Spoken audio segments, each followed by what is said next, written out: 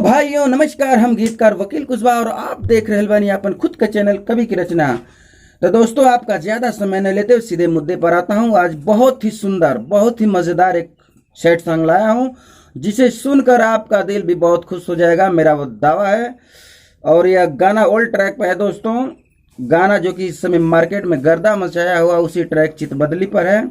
तो जिसे सुनिए आप एकदम आपका दिल भी चितबदली की तरह गमगमा जाएगा। तो सुनिए गाने का पूरा ही गाना एक बार सुन लीजिए, मुखड़ा अंतरा सब एक बार सुन लीजिए।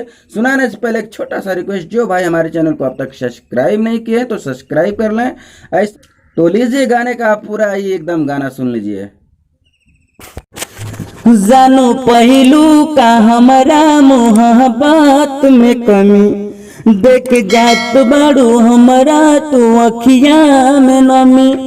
जानू पहलू का हमारी मोहब्बत में कमी, देख जात बड़ू हमारी तो अखिया में नमी। मिलके कैलू हमार बदिया रे बदिया, कैसे जईबू तू हमरा के छोड़ गोरी हो कके दिया।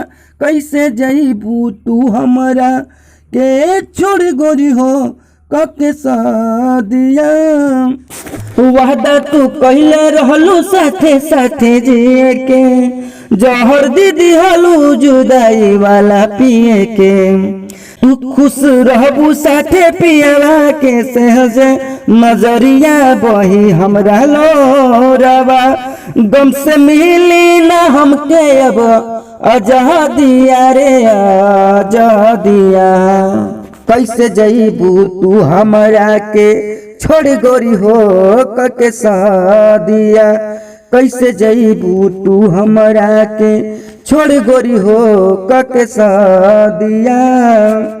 जीना ही पाइब जान तोहसे जुदा हो के, मरिए जाइब हम याद में तोहरा रोके। जीना ही पाइब जान तोहसे जुदा हो के, मरिए जाइब हम याद में तोहरी रोके।